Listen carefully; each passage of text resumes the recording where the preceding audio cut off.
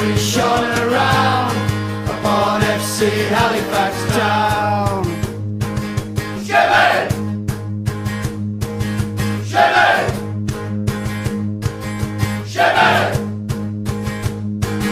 Shimmy!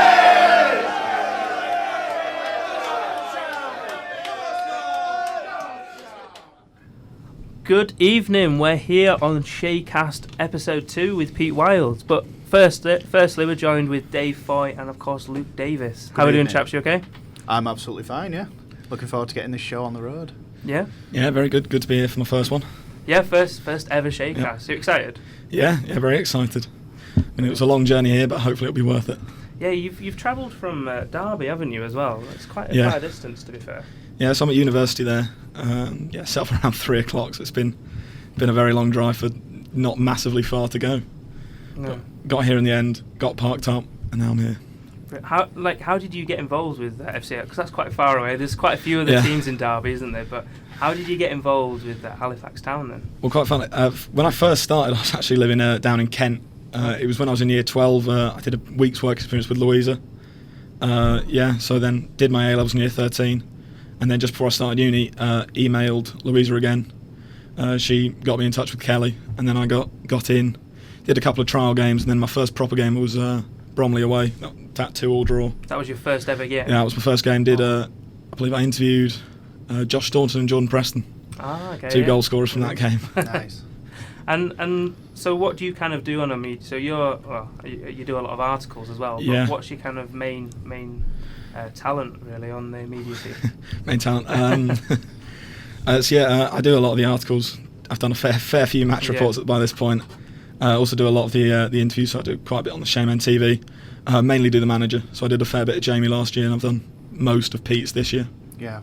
Brilliant. And I suppose we'll start off as usual with our little news bulletin that Sherman Stats, or Dave should I say, has got us sorted out with. So I'll take it away. So good news on the youth team front. As usual, actually, our youth team, we have a very successful youth team set up, and they're well worthy of a plug here on the SHAYCAST. They tend to represent us at West Riding County Cup matches, and we've had some very, very good runs in the FA Youth Cup over the years. We've hosted Sunderland's under-18s in, I think it was either last year or the year before. I think it was last Entry was a 5 run. We lost 1-0 to a penalty, of all things, and we more than matched our Sunderland compatriots last year. But moving on to last night, we from 1-0 down at half-time actually against Liverland, and I'm going to go with it now. Off air we were debating how you say this, and I'm going to go with Remika. Right, which one? You said 2 there. Yeah, no, I'll go with Remika, I think. Remika. But it's definitely Liverland. We beat them 4-1, and as I was saying, we were 1-0 down at half-time, and we came from behind. 2 goals from Gary DaCosta, who represented us last season, albeit briefly in the West Riding County Cup games. I think he was a substitute, not a scorer, however. And then we had further goals from Mohamed Subriani and from Ewan Brown. Brilliant. So, of course, we're then in FA Cup action, 4th qualifying round against Harrogate Town this Saturday. And on social media there has been little bits of confusion as to what our admission prices are, despite the fact we have put out quite a clear image. So just to reiterate for anyone listening, adults are £15, entry 17 or under are £8, and 12 or under are £3 for that Emirate FA Cup tie. This Saturday, it's been a long time actually since we've beaten Harrogate Town at home in League or Cup. We have won away recently, but it's been a good long time, and I had written down when it were. I think it was March 2012 last time we beat Harrogate Town at home. Well, I'm going to get my statistical knowledge in here, but apparently we've played them twice in the Cup. That's right. It was 4-0 and 2-0, wasn't it? Yes. So I wrote. Yeah, that's my only stat really that I know. So brilliant. Obviously that goal from Jake Hibbs as well. Exactly. There'll be further details in this weekend Shaymen Shout in the We've Met Before section. Composed by myself, and Johnny Maynell also does his own version, and he's, of course, the club's official club historian. Well, at least that's the title he likes to call himself. He is actually the Shaman Stats, really. Brilliant. And he's on next week. Ollie, Yeah. sorry, I just cut you off then. No problem. No, I was Yeah. just saying that, speaking of stats, we do have a quiz coming up. We got Pete's proper quiz coming up. That's on the 20th of November. That's a Wednesday. It's down at the Potting Shed. It is also free entry into that one as well. I believe there's a bit of confusion because it was there's a supporters club quiz as well. I don't believe they're connected. Right, okay. Because it'd be nice, Dibs, can we have you on our team, Dave?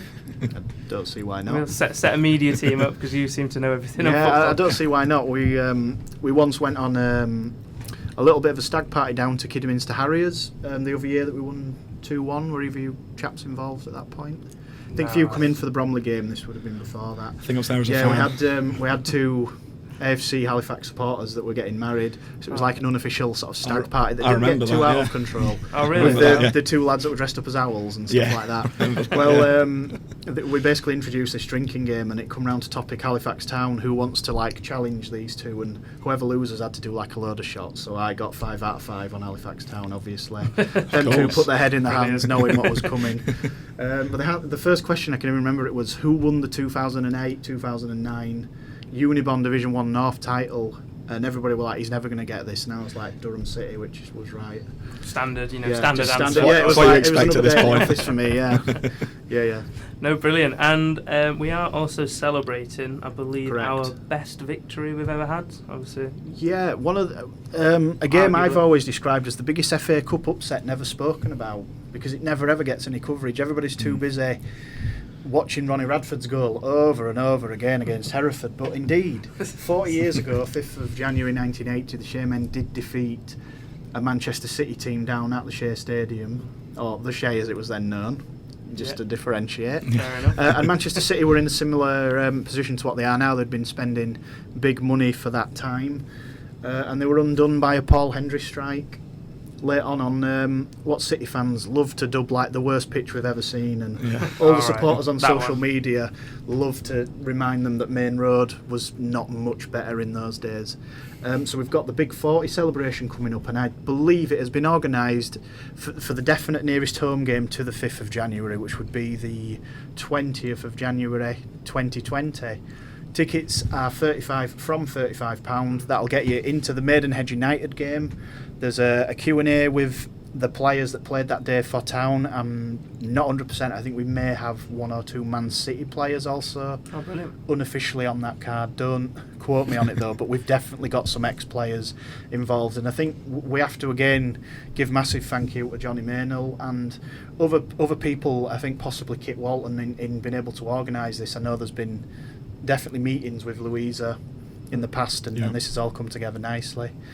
And as I say, that money, the £35 also gets you admission to the game. There's lunch also, like I say, Q&A with former players. They're also going to speak about their experiences on that day, and I'm sure beyond. I'm sure it'll go on beyond, and everybody can have a little trip down memory lane and get themselves a big dose of nostalgia. I think you've sold it to me there. I think Yeah. that was well spoken there, Dave. Yeah. Are you going as well, Luke, to the Man City celebration? or- Probably will be. Probably won't be able to find a reason not to go, certainly. Yeah. No, absolutely right. So Halifax Town still top of the league, although last just about. So it's getting a bit closer there now. Yeah. So we're just going to quickly look at the highlights of our last game. It was a 2-0 defeat, unfortunately, to Borehamwood at the Shay last Saturday.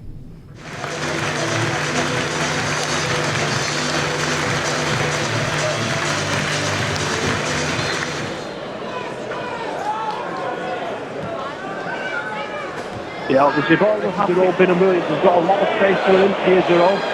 Brings it into the box. Shoot! Just over the side. Still not quite in the box. Nolan. Back out to Duckworth. Lines it up for a shot. Duckworth! Cooper and Macklin over it. Cooper strikes it and he falls to Nathan Ashmore into a really good save. Not allowing Town any space to get in behind really. The corner comes in and that's the goal for Borehamwood. They were getting into the game a little bit more when the Borehamwood coming forward. They were getting a couple of crosses in. They had the chance. But twice we made a great tackle, and yeah, it's a bit of a killer before half time. But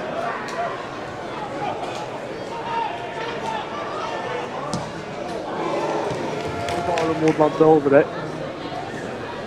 The left foot's McDonald, right, and it's going to be McDonald to take it, and that's a goal. That's a goal. It's a tracking free kick. Postage We have a chance there to save that. And it's going to be difficult now for us. I would just imagine these are not really going to get forward at all. They're going to just sit behind the ball like they have done really the second half. And on the right wing. Now he can master Linden, he's more central, he's going to run. And he's found Southall in the box, Southall shoots, the cross goal. Short from Master Linden into Jeff King.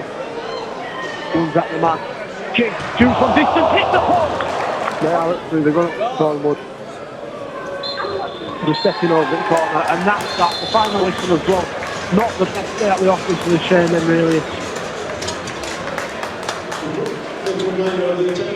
So there we go then. That's the 2-0 loss against Boreham Wood, unfortunately. But you guys were there. I wasn't at the game, unfortunately. So, what was the game like? And, talk to us about it. So, Luke, you were there, weren't you? And yeah. I think for definitely the start of it echoed the Chorley game. They very much sat back when they didn't have possession, and then they looked to counter. I think what Pete Wild sort of summed up pretty well. We've just been done by 2 set pieces. That's pretty much it. We had that free kick that was similar to the one they scored. I think if we score that, we definitely get something out of the game. But yeah, just very unfortunate not to get anything really out of the game. I absolutely echo what Luke's just said. After the game, when I met up with my dad just to reflect on it, I says, I can't believe we've lost that game. Like, we haven't played particularly badly, but it was a game of 2 free kicks. It was what I spoke to some of the media team after the game before we met with Pete Weil and just said, we missed ours from a similar position, which Nathan Ashmore collected. No, he tipped it round the post, which was quite a good. It was a good save. I think he punched it round with both hands actually. From a similar position, they scored their free kick.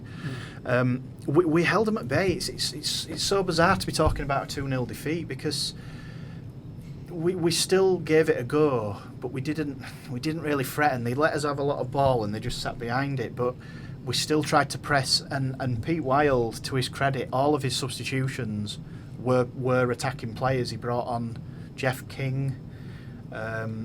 He took Jamie Allen off. He brought on a lot of attacking players. I know Southwell come on late on, but they were all attacking. He brought Marr on for Nolan. That's right. So that was good the to only see him sort back of from like injury. for like maybe. But Yeah. no, good just to see Marr unfortunate. back from injury, I suppose. The Shaw Silver chance, Luke, where we whipped it in the second half, and Shaw Silver was about that far away, and I'm showing Luke like I've literally got my thumb and 4 fingers very close together. If he'd have just got a touch on that at the back post, it'd have been a goal. It'd have been a fantastic goal. It was just one of those days, and perhaps a welcome break this weekend in the FA Cup. But from we are, league action. but we are still top of the league, We are still surprisingly, top of the even league, though yeah. it's been a bit of a rocky time. So There was that delayed kick-off as well. I think that's the right, Bromley yeah. game.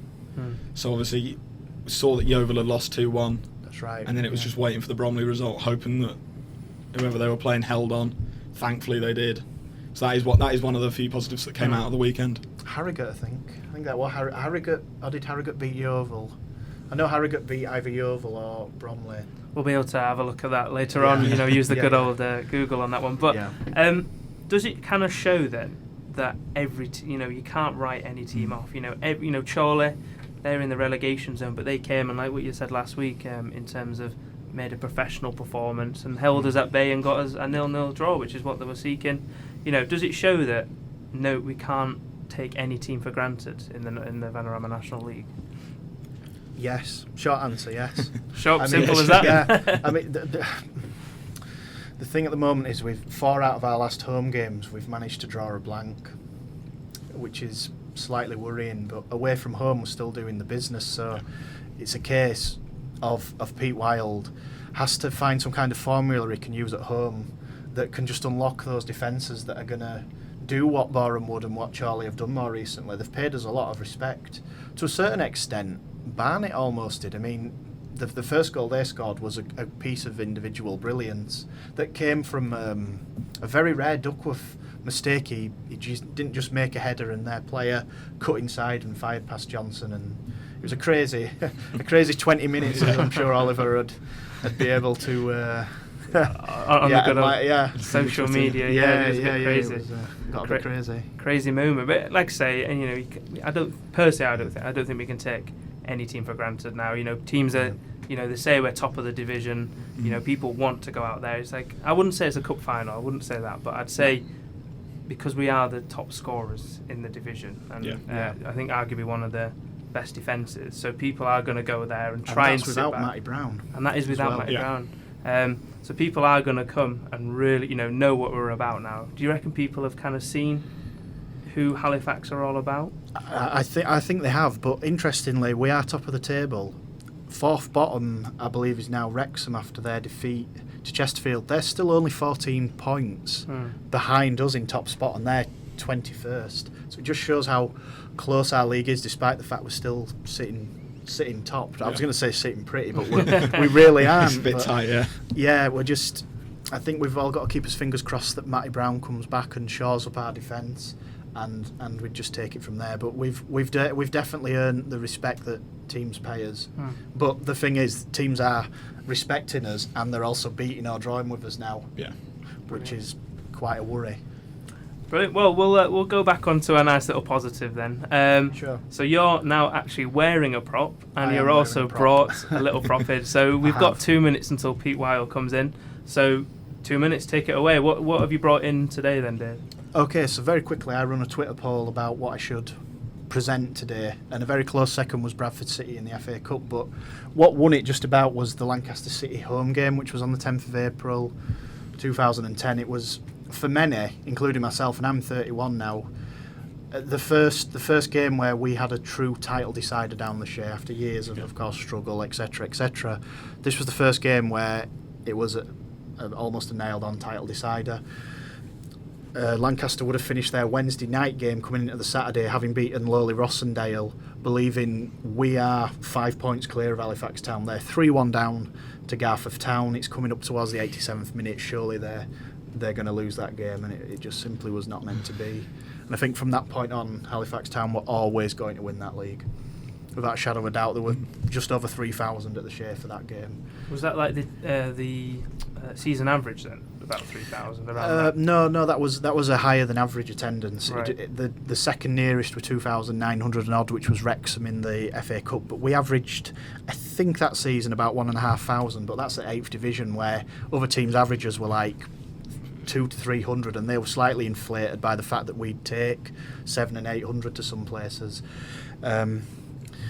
But yeah, Lancaster came, they were 2 points clear then, thinking they were going to be 5, and James Dean, our former striker, tells an anecdote that in the tunnel as the players were preparing to come out, the Lancaster players were visibly shaking because of the atmosphere Oh, really? that they were coming out into. Even Yeah, with 3,000? Dino, you knew from that moment on we were going to win that game, and you know, I don't have to give you the end score because we all know what it was. On loan, Lee Gregory, who is the centrepiece in the programme. Brilliant. I'll try and show it to one of the cameras. Look how fresh-faced he is.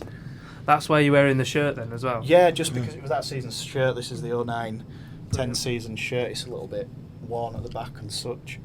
But yeah, I mean, look how young he is. Yeah. He got 2 goals that day. Steve Payne scored after 39 minutes, and Dean wrapped up the scoring at in front of a packed south stand just on the hour mark. And the chant of "We are top of the league" hasn't been matched since, actually. Not even this season. No, when not we even did this season. No, when we wow. went top by that point at full time, it was probably the loudest "We are top of the league" I've ever heard down the Shay. Since 97-98 when they won it, and we were averaging over 3,500 that year. I was 1 year old then, so I wasn't used to that. I'd have been 9 going on 10. I wasn't even born at that point. Oh, really? Yeah. Fair enough. Brilliant. So obviously Pete is outside, so yeah, we'll listen into him. We'll best be on our best behaviour when he comes in. So yeah, see you in a minute. Becca Brew Clark, don't rush it. Can safely say it's going to be a better 4-hour drive. Oh, he's gone for it! Clark scored! What his own half! Clark scored a free kick from his own half! It wasn't even... Okay, so we are back on the SHAYCAST, and now we're joined with the gaffer, so we've got to be on our best behaviour. Evening. We all right? Pete Wild. How You are we okay? doing? Yeah, I'm good, thanks. Yourselves? Yeah, good. I'm very good. Good. How are you guys? I'm fine. We've already gone through this. Yeah. I've got to get Good it. stuff. Yeah. It's still good. I'm in a car park about 3 weeks away. That's the only thing that's doing that. The ring rolls killed me, but hey, let's get on with it. Yeah. Brilliant. So you've been quite busy today as well, haven't you? You've had a few media Yeah. at the training ground. How's that been? Yeah, I quite enjoy the media stuff. I was lucky enough last year to have a lot of the media stuff around when I took over at Oldham and the stories that came with that. So I really enjoy the media. I think it's great. I think the more that the club's in the public domain, the better. It showcases the good work that goes on behind the scenes at this football club, and it showcases how well the lads are doing on the pitch. So all publicity is good publicity, in my opinion. Brilliant. So you're a football manager of FC Halifax Town, but I want to go kind of how you started becoming a football manager. Now, you mentioned that your playing career wasn't spectacular in your words, but yeah, you can draw a line under that one straight away. There, that's that done. Yeah. But so you started off as a football development officer at the Lancashire FA. Yeah. How did you progress from there then? Well, I always wanted to do coaching, so when I'm 18, you're savvy enough to know whether you're going to be a decent footballer or not. Wasn't going to be, but I always wanted to be involved in football, and I had a dream to be involved in football. So I started doing my badges, but alongside that, football was never going to be a 9-to-5 job for me to start off with. So I had various jobs, digging holes for a living, cutting trees down, apprentice mechanic, to mention but a few. And then, so I'd be up 6:30, 7 in the morning, do that all day, come home, bit of tea, quick shower, and I'd be out doing my coaching in the evenings. And I did that for quite a long time, really. And so I was lucky enough, I got a job at the council doing coaching in the schools and managed to get on my level 2 badges. And then moved on to the Lancashire FA. Spent 5 good years there as a football development officer, so roles around funding for clubs, looking after clubs. I think about 200 clubs I looked after in 6 boroughs of Lancashire, and for anything to do with football. But while I was there was 2 or 3 ex-pros that worked for us, and we ran all the coaching courses from there. So I started doing my B licence. I started tutoring the level 1s, the level 1 coaching badges, and I had a real sort of thirst for trying to get into that, and spent hour after hour talking to the ex-pros that worked there, and hour after hour going up and down the country, watching coaching classes, coaching seminars. Just spent all my time in the car going watching other people and listening to other people. And in that time I got a job as a part-time coach at Oldham Athletic, and I started as the assistant under-12s coach some 13 years ago now. So whilst that was going off during the day, I was going home in the evening. I was doing the stuff in the academy, and I'd take days off and I'd go and watch the 18s train. I'd go and watch, if I was lucky enough to watch the first team train. So I spent all my time just gaining knowledge and just travelling around trying to find my own way, and then go and practice it, because one of the big things you have to do is when you've got all this knowledge, you've got to get on the grass and make mistakes, get your hands dirty and try and find your own way. So I was doing a lot of that until about 6-7 years ago now. I was lucky enough that a job came up at Oldham full-time, which the head youth development phase, which basically was looking after the 12s to 16s in the academy. Took a massive pay drop to go there because my dream was to be in professional football. So walked out. I remember the chief exec to me on the last day at Lancashire FA, "What are you doing going to full-time football? You know what the business is like. Why are you doing it?" Because I'm just desperate to be involved. And I was lucky enough that my family supported me with that, and my wife said to me, "No, if you want to do it, go and do it." And fair play to her, she backed me wholeheartedly to go and do that. And off I went to go and work for Oldham full-time. But again, my job was the 12 to 16, so most of my work was in the evenings, but I'd go out every day with the 18s, and even if I just took the warm-up or I took a passing session, I'd always be around the 18s. I'd travel with the 18s every Saturday morning. I didn't have a role. I was basically out carrying and shifting and lifting and just sat there and listening. And the more I listened, and my boss at the time, who I owe a lot to, Tony Philliskirk, he would listen. He'd let me come and listen, and then he'd let me have more and more involvement. Across that 5 years, I had more and more involvement till at the end of it, I was basically helping run the 18s every day and then doing the stuff in the evenings. And it was a 6.5 days a week job. We got Sunday afternoons and Thursday afternoons off, and that were it. But it was the grounding I needed. When you go into professional football, you do your badges, you do your A licence, you think, yeah, I know everything. When you actually go into that environment, you know very little. So it's, again, an opportunity. And across my time, I had 12 different managers, 2 of them being me, to listen and learn and take things off. And I think what I'd say, I took a little bit off everybody, some good, some bad, some indifferent, and tried to shape how I wanted to be, and the question was asking me the other day, who do you look at as a sort of role model in football? Well, I don't really. I just try to take a bit of everybody and shape how I wanted to be and how I wanted to do things. So there's a whistle-stop tour for you around my football coaching career and what's got me here today. And like I say, I became the academy manager at Oldham, and then when there were no more coaches left at Oldham, it was like, right, your turn now, all the best. And luckily that went my way.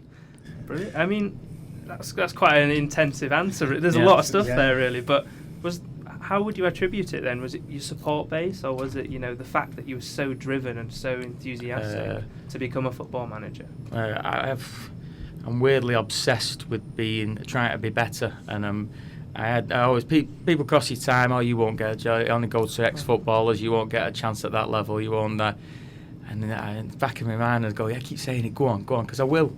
And I'm.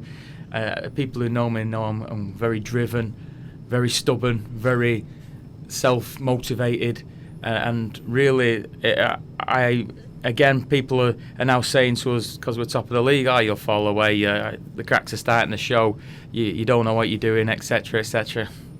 That drives me on. I love it when people say that, because I always thought I'd get a chance. Don't get me wrong, I never thought at 34 years of age I'd be walking out as the Oldham manager. Don't get me wrong, I never thought I'd get a chance this early.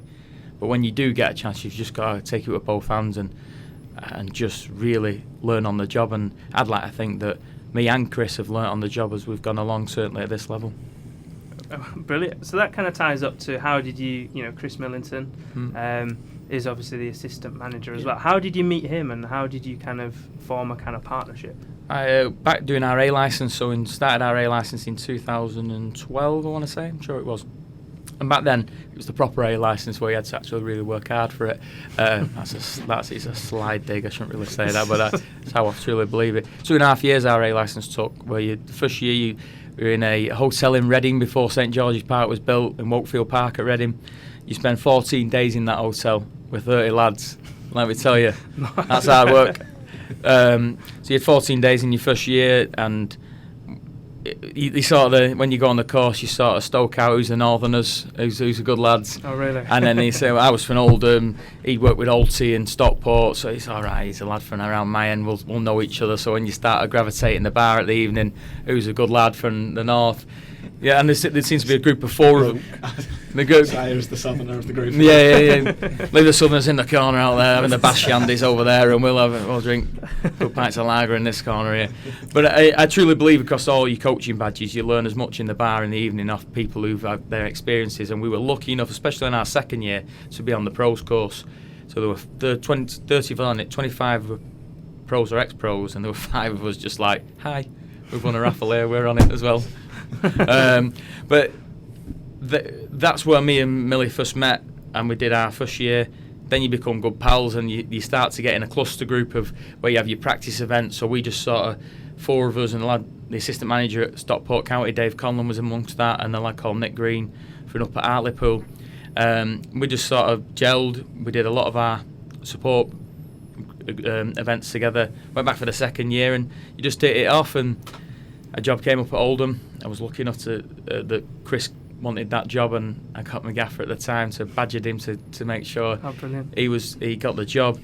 And then we sort of evolved from there, and best of friends, and we just have a similar opinion on football. And that's not to say that we just agree with each other. We don't. We definitely don't. And then car journeys in the morning, there's some heated debate, but we just seem to hit it off. And I think you need somebody, 1, you trust in football management, and 2, has a similar opinion on the game. And we're currently both Leeds Beckett Masters students, and we're currently finishing our Masters off. It just took a lot longer than mine, but we're doing the same Masters degree, and like I say, I just feel that we have a similar opinion on coaching as a whole, and in that football coaching. Amazing. I suppose I was reading earlier as well, you kind of got involved with the Great Britain Amputee team back when you were moving up and getting your badges.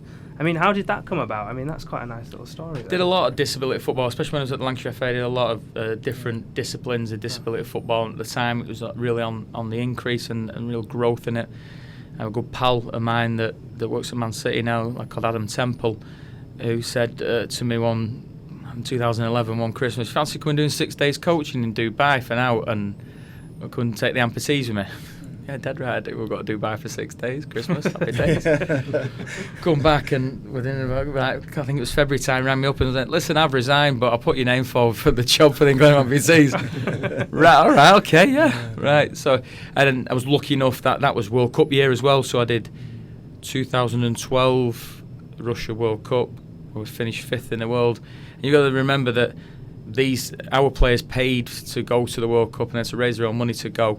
And we were playing against people like Turkey, who it was their national sport, and they get paid to play, and like 10,000 euros were changing hands for players moving teams, and they are all full-time wages. So we were competing against teams like that. So to be 5th in the world, we were really happy. And I've got to be honest, give or take a penalty against the Ukraine in the last minute would have been in the semi-finals, but I'm not bitter in any way.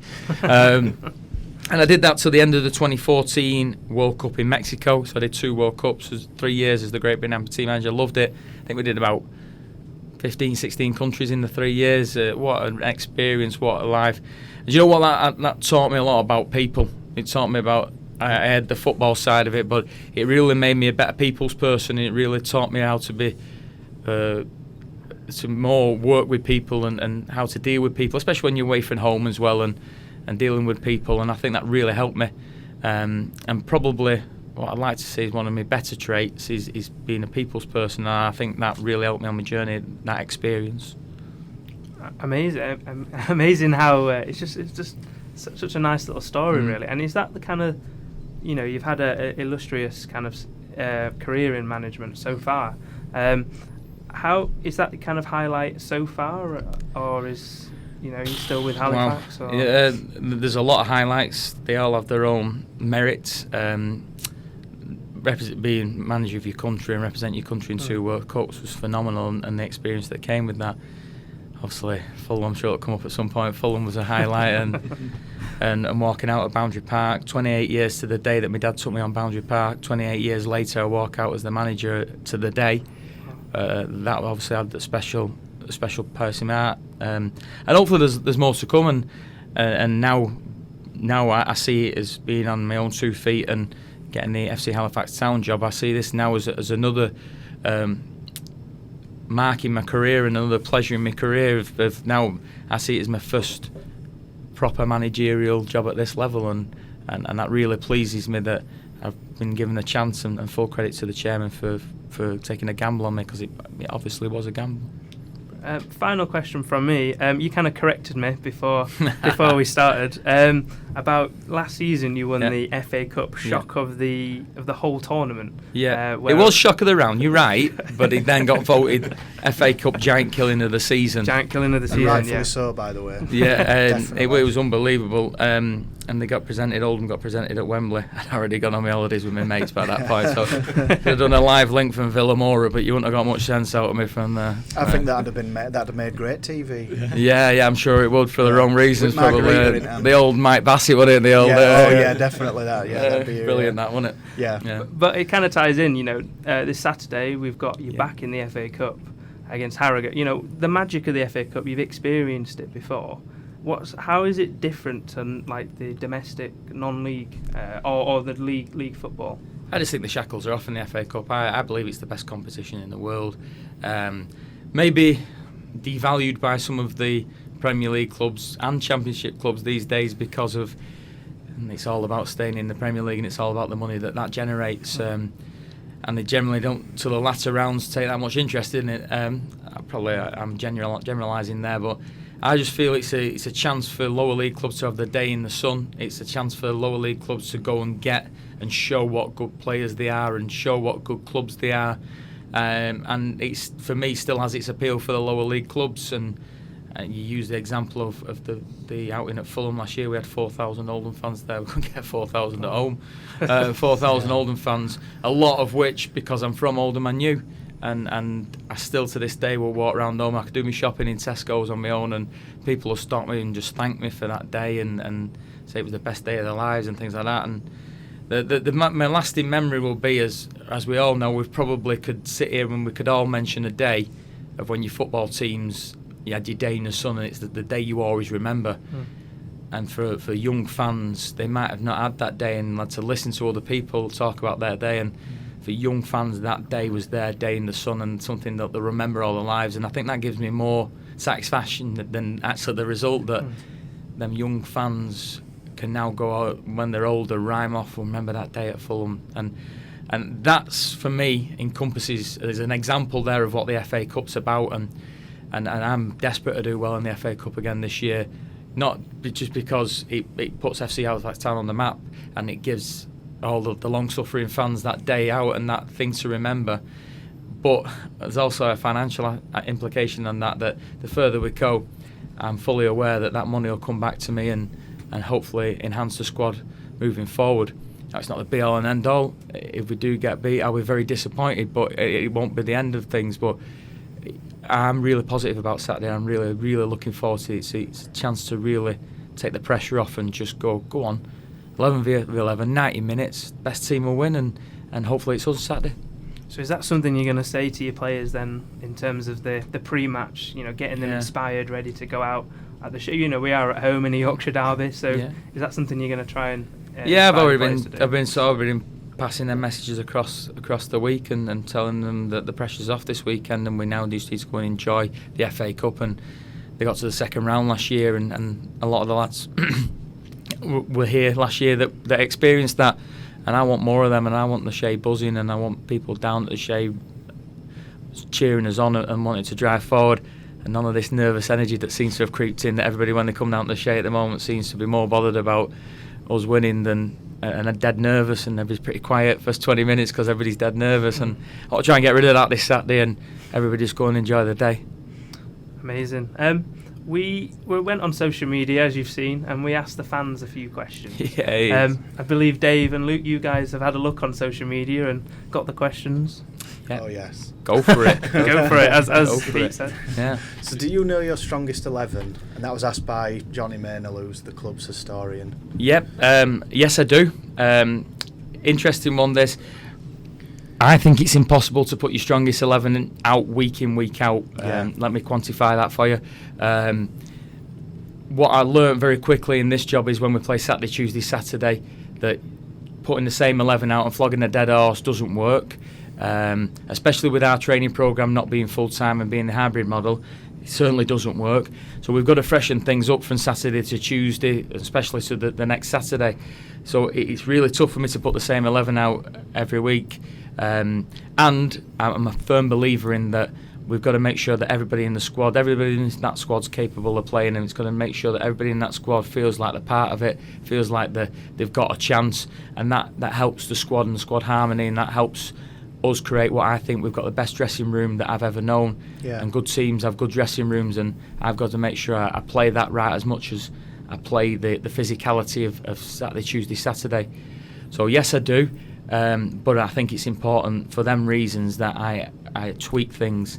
Now, the precursors to that is that everybody will say, well, you never change your back four, and you hardly ever change your two holding midfielders. We don't need to, Pete. Well, exactly, but I think with the back four, that's one of the biggest units in the team that you don't mess about with. If you've got a stable back four, you don't mess about with it. And all the top managers have always said your teams are built back to front. Exactly. That's from Ferguson downward. But just to follow on, you may have, I think you've already touched on it in your answer. Is there anything that shocked you about being Halifax manager? Because obviously when you applied for the job, you would have had to have given some idea that you know, is there anything that's truly shocked you or caught you by surprise this season so far? How much of a sleeping giant it is. I believe it's a massive club. It's a massive club, and I use that word, don't use them words lightly. I think it's ready for the league, it's prepared for the league, and I think if we can get back in the league at some point in time, that they'll have no qualms in staying there. So that's really surprised me how much of a sleeping giant it is. How much fan base and history the club's got really surprised me, and people that they come and spend their hard-earned money every week. And you look when we've been on the road and the sort of followings we've got on the road, and you're just like, wow, fair play to you, this is great. And I think that's where I get a little bit frustrated or a little bit down with myself, when we've had bumper crowds, we've got beat. When we've took people with big crowds on the road, we've got beat. So don't turn up. So I get a little bit frustrated because I'm desperate for us to do well. I am. I promise you, I'm desperate for us to do well. And that's really surprised me, actually, how big the club is behind the scenes and in terms of fan base. What surprised me, when you normally get these jobs, there's normally a problem. Yeah. Or there's normally an issue why you get these jobs. You don't normally come in and it's a bed of roses. Me and Chris came into an unbelievable set of lads. Unbelievable. And then I can't pay them enough credit, them lads. I thought you were just going to say you couldn't pay them enough full stop. They'll certainly tell you that. Yeah, I can't pay them enough credit. The way they go about the business every day and they look you in the eyes and they'll go and try things for you, and tactically if we ask them to do something they just do it, and we've created an environment where questioning's key. So if you've got a question, say it in the right way, come and speak to us. If you've got an opinion, say it. Even if we're on the training ground and I'm midway in verse, say something. If you think there's something needs answering. So I think we've got a real harmony between the staff and the players around how we go about our business. And what shocked me is what a good set of lads we've got. And I keep saying it, the best teams are the best dressing rooms, and that's one of my fundamental roles, is to make sure that dressing room works to the best ability. And people might say that's pretty fluffy, but it's not. We work hard every day and we get our heads down. We work as hard as we can every day, and we create an environment where everybody wants to come to work every day and has a smile when they walk over that hill from them dressing rooms to go and work hard every day. And so in terms of surprise, that's massively surprised me. From the new faces that we've seen this pre-season, how much of a hand did you have in some of the signings? For instance, I mean, Jerome Bingham-Williams, I believe, was a trialist versus your old club. What about people like Jeff King, Jack Earing? How much input did you have into signing those players? Because there seems to be confusion among some supporters as to who did what kind of deals. No worries, I can allay all them. So in terms of Jack Earing was done when I came. Liam Nolan was practically done. I just had to give it the rubber stamp. Jeff King, Danny Williams were on trial when I came. I had a look at them and thought they were good players, so I dealt with them. Jerome Bingham-Williams came out of the blue. An agent that I knew sent me the clips. As you know, when I came in the building, I had no wingers, no left back. He was the first. Jerome Bingham-Williams was the first left back I looked at. And I have this thing that at least one of your fullbacks needs to be 6+. Why? Because in this league, then that makes the diag predictable. So Jerome was the first one I looked at, and he came and played against Oldham, and I went, I like him. I quite like him. Needed to get fitter.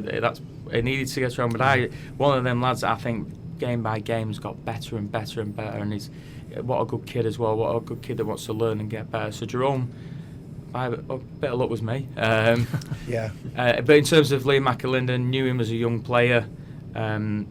Lost his way a little bit, but when an agent that I were good pals with recommended him to me, and he was on trial at Lincoln at the time, I persuaded him to come to us, and we're lucky enough to have Liam. Charlie Cooper's another one that I've known of for a long time.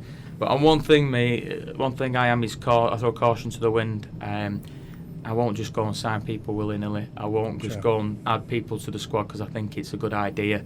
I won't go and panic recruit. I'd rather go a game too far and get it wrong for a game than I go a game too early and I ruin the dressing room what I've got. I've got some lads who work hard for me every day, and if you just go and bring lads in, you push the nose out of joint, and people go, well, so why? Well, I don't care about that. We just need the best players. The best teams have the best dressing rooms, and you've got to make sure you get things right in that respect. So I will always wait my chance, and I look at people like Josh Mack. Josh Mack needed to go out on loan. He needed it. Look, he's flying. He's flying at Whitby Bay, and fair play to him. But he needed to go out long to come back and be ready. So I feel like we've played it okay so far, transfer-wise. I feel like we've got a really tight-knit group, and by having a 20-man squad, everybody's close to playing. At Oldham, we had about 27 players, like a soccer school, and that creates more problems in the stands. The lads that are not playing every week. So by having a small group means that everybody's close to playing and everybody's got a chance to play, and that's really key in creating a good dressing room environment. Brilliant. Luke, I believe you have a question as well Yeah. I believe you touched on it a little Yeah. bit. Positively, Shaman asked, so what's impressed you most since you've joined? Well, yeah, I think about the players really impressed me about the work ethic and how they are. What's impressed me is how the chairman runs the club behind the scenes. We're debt free. He runs the club well within its means. And I know we'll come on to it in a bit around Devante Rodney and the wages that he wanted. We were both of the opinion that was way above our demands, and we run the club in the right way. And you look at, from where I'm from in the northwest, and I look at Macclesfield that don't pay the wages on time, the problems I had at Oldham with wages and money, the unfortunate situation that's happened to Bury, where Bolton ended up. I think you've got to give the chairman a lot of credit around how he runs this ship and how tight it is and how well structured he has the place. And some would say that he'll cut a pea in half, but I'm sure you'd rather have that now than where you were 11 years ago and going out of business and the problems that created for you. So what surprised me is how well run the place is behind the scenes, how commercially Ben has that room booming on a Saturday afternoon, how well the media team put things out, and how I can go on social media and there's always something about FC Halifax Town on there. There's always something out there, and I think we publicised the club really well. And so I think how the club is run is brilliant. It's brilliant. Now there could be better.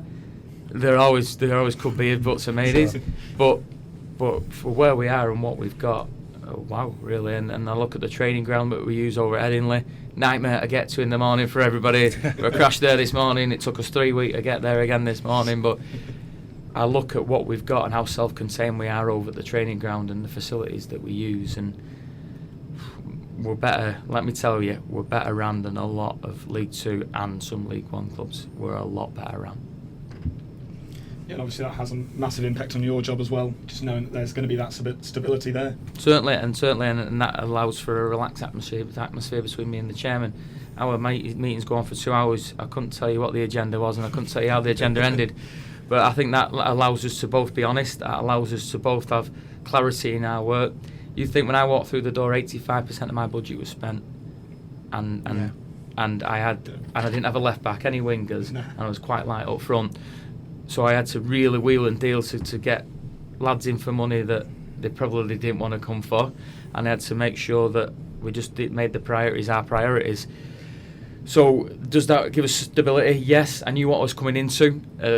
Does that mean we could have done things a little bit differently? Yeah, of course we could. But let's not get away from the fact that stability is key, and I'd rather have stability behind the scenes, which means everything runs happy, than we'll have to walk in there and say, lads, they ain't getting paid today, or they're not going to get the money, but please go and get us 3 points and things like that, which I've had in the past. Speaking about being slightly light up front, I absolutely adore Toby Shaw-Silver, but there seems to have just been some matches recently where he's found himself isolated and out-muscled. I don't know if you're of that same opinion. Would it be worth bringing Liam McAlinden into the middle a bit more? He seems to have a little bit more physicality about him. Absolutely. Is that something we could look at? Yeah, certainly. It's something that I'm quite aware of, especially at home. I feel that teams now sitting, as we look at the last 4 games. Last 4 games, we've completely dominated the football match. However, have we had enough shots at goal? No. Have we scored? We've not scored in the last 3 home games. So no, we haven't. No. But what we've got to take that, and the fans have got to take this as well, is the amount of respect other teams are now paying us, and the amount of the way teams, the last 4 out of 6 teams have changed their formation to play us. And they've had 6, 7, 8 games. They've had the same formation. Play doesn't change the formation. The last 4 out of 6 teams have changed the way they play. The last team sitting against us, and we're not the plucky Halifax Town that we may have been at the start of the season. Well, we'll get after these, we'll beat these. So he's paid us a lot of respect. So what that now comes with is that me and Chris now have to think about how we play, especially at home. Yes. And that's a real good challenge for us as coaches. That's patience required from the fans while we get it right, but it's something that's high on our agenda and high on our priorities, and has been all week, and has been, and hopefully that we're within our plan, within our structure, we'll come up with the right answer on Saturday, and fans will see that. So in answer to your roundabout question, yes, we do need to score more goals. Yes, we maybe need to get some support to Toby better. We are working on it. We are working on ways to do that. Could Liam McAlinden play through the middle? Yes, but if Liam does that, Cam King don't get in, because Cam King's central to us. So it's about getting our best players on the pitch in the best possible shape to do that, knowing that McAlinden scored most of his goals off the right and left. So knowing Cam King's a threat when he's in there. So again, it's about using our players to the best of our ability and getting our goal scorers all on the pitch at the same time and finding ways to do so. So the answer isn't easy. The answer's a little bit of shuffle it, tweak it. Could we, can we? But if you had that magic formula, they may as well just give us the title, to be honest. Well, yes. if you had the solution to being able to break them teams that sit back, I think they may as well just give us the trophy. But honest. I think we've got to take it as a pat. Everybody, fans included, the whole club, we've got to take it as a pat on the back out the way things have started. But now comes out of different challenges. You look at, and this is where I've got to be better. And one thing you get from me is honesty. I'll just say how it is. Yeah. You look at other dugouts now, and maybe in the last few games, the complete disrespect they've shown to us, jealousy and the things that are getting shouted across from other dugouts and the way teams are with us. A couple have been quite disrespectful to us, and a couple of times I've had a right shirt back, and I've got to shut up, and I've got to now take that on the chin and go, well, people are finding it now that they have to be disrespectful to try and get under our skin on the touchline, so put the staff off their game.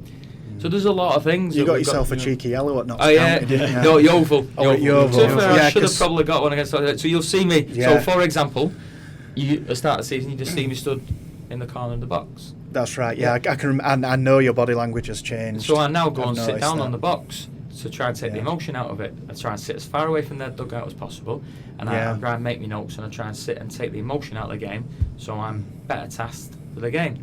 Now, that's not me now looking disinterested or fans thinking now, oh God, he don't know what he's doing now because he's sat on the ice box with his head in his hands. What I'm trying to do is take the emotion out of it and try and find a way where I can be the best possible manager I can be on the touchline for 90 minutes.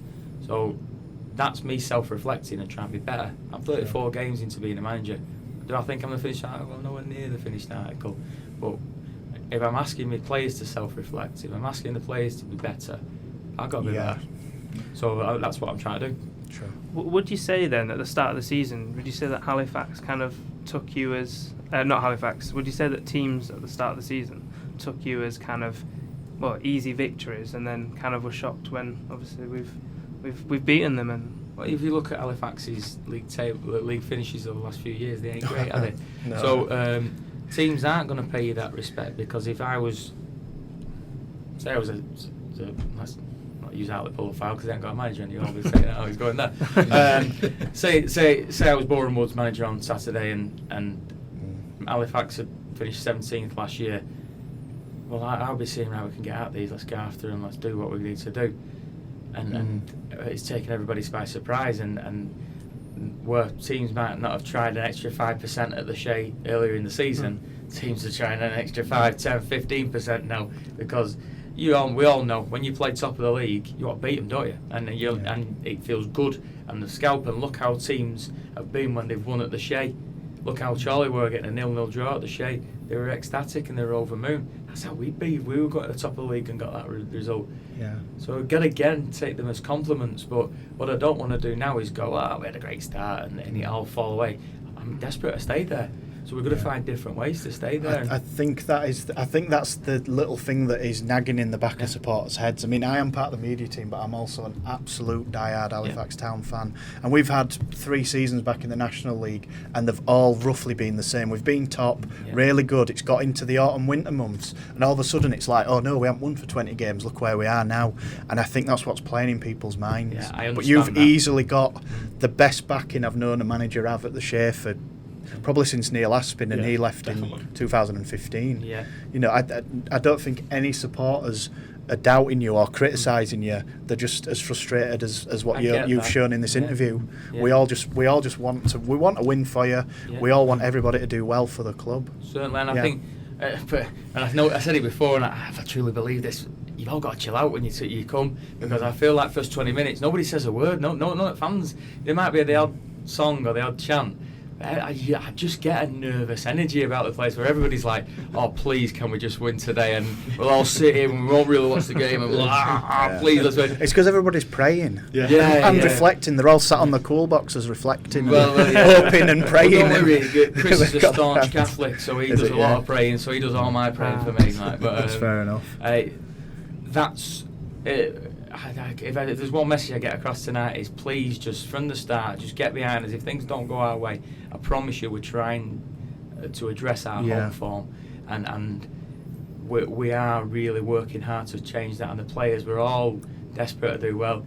It's not as though them last 4 games at home we've been absolutely rubbish. We've absolutely dominated the football matches. No, I said that before you came in. I said I left that game, and even the morning after, I woke up and Mum were like, so Davey, Town lost. I went, I don't know how. I was like, we played really well. I still can't believe, even now, 24 hours later, that we got no points and conceded 2 goals. It was funny because on Sunday I went watching my wife do the Manchester Half Marathon. And it was right next to Chris's house.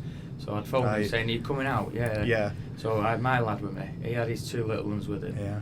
And if anybody had been like a fly on the wall in our conversation, we stood in the middle of Willinshaw, a couple of coffees on the main road, watching a load of people exhausted running past. Yeah. Absolutely pulling the game to pieces of how could we have won that game, and what about that? What about that? If we'd have done that, if somebody had been listening to us, you'd have gone, shut up, listen to talk to your kids and put the ball away. We must have been going on with each other for a good half an hour.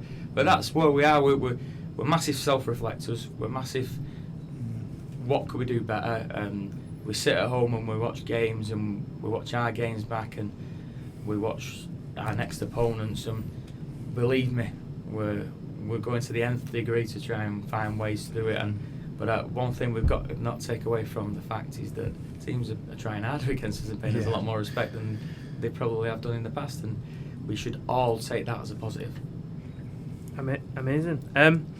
I suppose Devante Rodney, we've got to bring that up, I suppose. Yeah, no problem. Excuse me. Yeah, so in pre-season, he was, last season, towards the end, he was scored, when you have the stats, he scored 7 in 12. No, 7 in 14. 7 in 15. 7 in 15. The only reason I correct myself is Liam McAlinden, after 14 games, had a better goal ratio, but nobody was talking about it. There we go. So Liam McAlinden has got a better goal ratio. He doesn't now, but he did at the time. Yeah. But he's played more games. True, that is true now, yeah. But was Devante Rodney approached at all? I mean, it was a topic during pre-season for Halifax Town fans, so let's just kind of put it to bed. Yeah, 100%, that's not a problem. I obviously know how well Devante Rodney did last year. The chairman told me about 1,300 times how well he did last year, and I obviously watched his clips. Me and Chris watched his clips, and from pre-season, I mean, he done his cheekbone. He broke his cheekbone in pre-season. And I am good friends with Chris Casper from Salford. So Chris, I was in good contact with Chris about him. He let me know when he came back to training, so I was like, well, even if he needs a month out just to get some games, consider us. And then it was brought to our attention probably about a week before he went to Stockport that they were looking to get him out on loan. I was speaking to his agent. I was speaking to Salford. But obviously Devante's wages went up quite considerably because they got in the league. Yeah, with the promotion, And what he was on when he came last year and what that Salford wanted from him this year would have taken him a long way outside our pay scale. Yeah. And I told you before, 85% of my budget was spent when I came in. So I couldn't even use my budget to bring him in. We put an offer in of how much we could pay for him, which would have put him right up there. Yeah. But Salford were determined that they wanted his full wage. Now I know Stockport, you'd think, well, how is Stockport pricing out the market? I know that Jim uses his budget he doesn't spend it all at the start. He saves some for when he needs it. That's why he's been able to do that. But I came in 9 days before the season. Oh yeah. My budget was my budget. I can't magic players out. Yeah. And as I said to you before, around the dressing room, I didn't think it was right to go. Out you go now. I was only there till January. He's had a broken cheekbone. I said, if the bloke does well, fair play. And he scored against Trafford the other night in a friendly. I saw that. Fair play to him. But it's up for grabs in January again. So we can revisit in January should we wish to do so. if we need to. Yeah. But I'd like to think that with our contacts in the league and people that we know in the league and people that we're currently pursuing in the league, that we're not chucking all our eggs in the Devante Rodney basket. Sure. We're savvy enough. We have a spreadsheet a mile long of targets. We're out at games at least 2-3 times a week, watching players we might need, and if we have a good cut run as well, who knows, we might be able to chuck a little bit more at it as well. So there's your long-winded answer, but one thing I want to get across is, well, everything I say in here is because I'm honest and I want to tell you the truth. Yeah. So I will never come in here and tell you otherwise. That's where we are. That's what happened. And now we've got to crack on and move on. It's not as though we're 17th, 18th in the league, is it? Yeah. We've got goal scorers across the pitch, and I've got centre forwards that I trust and I believe will get us goals. What, I don't know how to phrase this question. What further advice would you give to somebody like Toby Showsilver? Because it's so apparent that he puts a lot of effort in for very little reward at the moment. Because I spoke to him after the Oval game, and I was just like, I just said, you didn't. I was quite crass actually. I just went, you didn't get anything off that ref today, and he went, he literally just said, I need to wise up. Yeah, I don't know. He's a young player that's not played as many games as he'd like to play. Yeah. Maybe in the last 12, 18 months. Let me tell you, he's one of the most honest kids you'll ever meet, one of the nicest lads you'll ever meet, and he's another self-reflector. And again, he's out another half an hour after training today with Chris, and he's working on his receiving skills, he's working on his finishing skills. He's on a Friday, tomorrow he'll be, Gaffer, can we do some heading, some crossing finishing with my head? We were close against Boreham Wood from that. Do you remember that cross? Like that much off. So you've got a kid who wants to be better, and he's determined to get better, and he knows what he needs to do to get better. One thing with the formation we play 4-2-3-1, the one is more of the person we play off. So he does a lot of unselfish work for the team. So you look against Barnet where he scored 2 goals. I was over the moon for him because the amount of unselfish work that lad does for the team. For him to get a couple of goals was really pleasing. But the way we play, he's more of a focal point for the team for others to do well off than he is sometimes a goal scorer. Now, if he can chip in with 15, I know he's got a goal target man that's a lot more than 15, but if he can chip in with 10, 15 goals this season and allow others to get 20 plus, job done. Then he's done his job in how.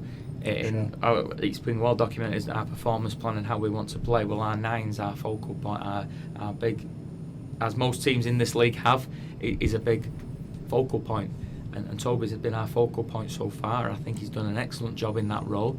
Like I say to you, the knocks, bumps he gets.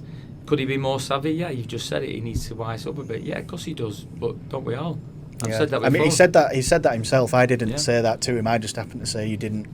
You never seemed to get a decision when it was quite clear that he was getting pulled. Yeah, sometimes he's more bothered about fighting the centre half than he is about getting hold of it, and that's something that we need to keep reaffirming with him, that we're more bothered about getting hold of it than worrying about the contact from behind you. Now, how he receives that is something that we work on with him. But we create a culture where we've got a lot of young lads, a lot that have not played a lot of football in the last 12, 18 months because of the clubs they've been at. So it's a team that we've pulled together of lads that maybe need a chance, and I think we're a club that gives young lads a chance and wants to make players better, and we move them on after we've made them better. And Toby, along with the other 19 in the squad, are lads that we feel that we can make better, and that's what we're trying to do. So the fact that they want to be better, the fact that they're all self-reflecting, gives me great joy, really. Sure. Can we just have a quick update on sort of players we haven't seen a lot of? I mean, you've touched on, obviously, close-knit group, everybody's chomping at the bit, but is there anything further to add on, for instance, Jack Earing and Jacob Hansen? I mean, we haven't seen Jacob Hansen play any minutes this season. I know Michael Duckworth's doing very well at right-back, and obviously Jabba, as he's nicknamed, is also himself a right-back. Is there any way that we could look to introduce him? Because we seem to have, I know it was done under a previous manager, we had him on loan and we signed him on a 2.5-year contract this January, and it seems ever since he put pen to paper, it's like we've put him in a cupboard somewhere. First and foremost, I think the first thing to say is that Jacob's been throughout this period that he's not been played, he's been excellent. He comes in, he's a man of few words as it is, but he comes in, he comes in every day and he works as hard as he can. And I've had to obviously tell him a few times, sometimes he's not in the squad, he's travelled and not played, obviously he's not played a minute. We really rate him highly, but his position is right back, and at the moment he's doing a fantastic job there at right back. And as I said to you before, I'm really reticent to try and to a unit of the team that I don't really like to change if I don't need to. Yeah, sure. He's just been a victim of circumstance at the moment. His time will come. He will get opportunities, as will they all across the season, and he's got to be patient. But I can't speak highly enough of his attitude whilst he's been in that period.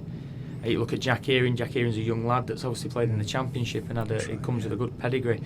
Another lad that, again, through this period, in fact, I was talking to Jack this morning around, I was praising his attitude and praising the way that he'd conducted himself through, again, a tough period of rain. One thing I think with Jack is that he's had to try and understand the level of, it's more blood and guts at this level, and you don't get a minute where maybe the higher he's been up, he's had a little bit more time to affair on the ball, and it's taken him time to adjust to the level. Sure. I've certainly seen a change in Jack in the last 3 to 4 weeks, and I said to him again this morning, your chance will come, you deserve a chance. The way you're training, the way you've adjusted to this level, your chance will come. So you've got 2 individuals there that if needed Saturday, I would have no qualms on putting on. I'd have no qualms starting anybody in our squad. Yeah. He's just been a victim of circumstance, and sometimes, unfortunately, I can't play him all the time. Yeah. And their chances will come, and it's a long season. Played 17 games. We've got 2 cup competitions. We've got 29 league games to go. Everybody's going to get far and away enough game time throughout this season. But that does. Sorry, Oliver. Are Jacob Hansen and Jack Earing the sort of players that we'd maybe see feature in the upcoming West Riding game? I think it's safe to say that. We obviously. We went to Bradford the other week and we played like a training game. Yeah, like behind closed doors. We're going to Fleetwood Tuesday. We're going to do the same. Yeah. We've got one booked in a month, so they're playing them games as well. So it's not as though they're not playing any football at all. They're playing in them games. The West Riding Cup might be an opportunity. Hey, who knows? We might get an injury. They might be playing anyway in our league fixtures. But I will make sure everybody gets the game time they need to make sure when they're required. That's why I sent Josh Mack out on loan, because I needed Josh Mack to come back ready to play. Sure. I didn't feel like he was ready to play. He didn't feel like he was ready to play. So we had an agreement that I wasn't bothered about the level he went to. I was more bothered about him going, as long as you're on the pitch. Enjoying football, getting minutes, getting kicked, knocked. Remember what it like to be a football again, because the kid's not played so much football for so long. So I said to him, I'm not bothered where you go. Just go and enjoy yourself. And it was quite lucky that he's up near where he lived, so it was lots of travel, so that was something that we were really pleased with. George Sparks did ask on social media, have you tried considering Jacob Hansen out on the wing? When he played there in pre-season, I thought, so this is George, George thought he looked very strong and wasn't afraid to run at a defender. So I think he could play there, but I'm awash with wingers, aren't I? There's one thing in this football club we are awash with, is wingers. When I start playing fullbacks on the wing, I think I've got to go and have some disgruntled wingers, aren't I? So, so in answer to his question, I could see him playing there. I understand why he's made the comment, but I think I've got an array of wingers that have done nothing wrong to warrant a fullback playing there instead of them. You've really turned that around since pre-season when we had virtually none. Yeah, exactly. So there's one thing this football club has got, it's a lot of wingers, isn't it? And then positively Shaman, I don't know his true identity just yet, but where do you see yourself in 5 years? I know it's or even the Shaman, where do you see the Shaman in 5 years? The club as it is, or is it a case of you taking it slow and just taking one game at a time? Well, I think you can't get carried away in football management, because you find yourself on the scrap heap quite quickly, don't you? And everybody wants to eat. You look at every job, the amount of managers that are going for every job, and you think of some of the names, you think, wow. When you think, I was really worried when I was out of the game how quick I was going to get back in. Was I going to get back in? So to look 5 years ahead, well, I don't think you can in this game. I just want to coach at the highest level I can possibly coach at.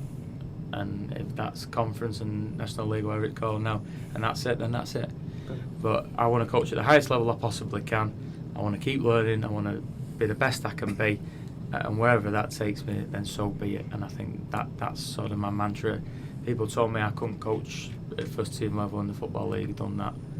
People told me I couldn't coach at this level, I've done it. So I'll just keep trying to not prove people wrong. I'm not out in any way, shape, or prove people wrong. I'm out to prove myself right, and that's all I'm bothered about, is proving myself right. In terms of the Shayman, I think is 5 years too long? Is that, you mentioned that football, things change quite suddenly, doesn't it? Yeah, 5 years is quite it's a long time in football, isn't it? I know David Bosworth's reflected on his decade as our owner, and he said, I spoke to him quite informally during the Farsley friendly, which was one of the few friendlies we got on, and he said the game has changed so much, even in just a half decade. He said when we took over, the finances, the way clubs are run has changed. The dynamics just changed behind the scenes so much. And the way players are, and the way players did, and then I don't blame football for that. I blame society for that. I think society is creating a different sort of person, a different way of how we live our lives. So we've got to move with the times. The one thing you've got to do is embrace change, good, bad, and indifferent. We were brought up in a way that probably isn't the way that our children are brought up now. If I look at how I was brought up to how I'm bringing my lad up, totally different. Because I've just been sat in a play centre with him, thinking, and he's having a slush puppy at 5 o'clock at night, thinking that's going to haunt me, that, isn't it? Because he's not going to sleep now, is it? But he wants a slush puppy, so you get him a slush puppy, don't you? But what I'm trying to basically say there is society's changed so much, so much, and we've got to move with the times. Football's got to move with the times. The money that's involved in the game now is absolutely ridiculous. One of my biggest annoyance in life is that if you finish bottom in the Premier League, you get £100 million for finishing bottom, plus a 60 million bonds for make sure you're alright in the Championship. So you're the worst team in the league and you get 100 million plus a 60 million bonds.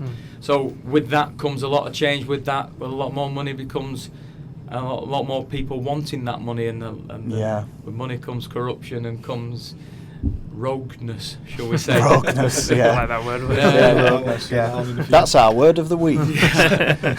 So yes, I think you've got to move with the times. 5 years is a long time in football. But to answer your final question around sort of the Shaymen, where I think they will be, I'd love to think they'll be back in the league. I think we're a club that's made for the league.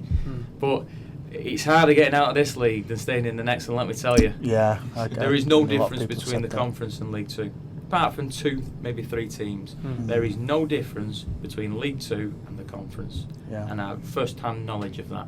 So you see teams who go up will generally do all right, because of the slog, and let's say no better word than the slog it is to get out of the National League. It's ridiculous. Well, absolutely. I resonate with that as well. Yeah, definitely. Well, Pete, thank you very much as always for coming in today. I mean, there's, it's really interesting to see, how you started off in management, and then at FC Halifax Town, and we're doing so well so far, which is great to hear. Have you guys got any other questions at all, or anything to add? How far out do you think Nathan Clark was when he scored against Ebbsfleet? It depends, doesn't it? I mean, I've clocked him at 150. Definitely. If not more. He sat on the coach. I'll get him. I'm going to get him back to Halifax in terms of distance eventually. He shot from West Yorkshire. He was on the coach, wasn't he, when he took it? It's already on the train. Yes, I think so. Yeah, I think he may have been. What a goal! Great. And yourself in shot of the video. Yeah. Oh, you were absolutely ballistic. It's the old Fulham jump, man. That's what got me the job here. That jump. That's that jump. If there was an absolute unique selling point I've got, it's that ridiculous celebration that seems to come out every week at the moment. But eventually, you'll raise that cooler above your head that you say. That's getting I've seen these guns. There's no way I'm lifting anything. I need Brownie's PT to be doing that. Brownie. But again, whilst you mentioned Nathan Clark, what the consummate professional. Sure, we got that vibe definitely. What an excellent bloke, and should be people that should look at him and how he trains every day and how he conducts himself on and off the pitch. It is a right good lesson for our young players, and we're so lucky to have people like him. We've got such a young team, and then we have people like Nathan, who how he conducts himself every day should be. Every young player should be looking at people like him and the career he has, and how he conducts himself on and off the pitch. Yeah. Amazing. So the Shaymen are back in action on Saturday at the Shay, obviously at the Shay at home in the Emirates FA Cup. So good luck to the team, and we'll be there, and hopefully the viewer will be there as well. So thank you very much, Pete, as always. No, thank you very much. And thanks for the time. come on, you Shaymen. Yeah, come on, you Come Shayman, on. definitely. Yeah, top at league, you know.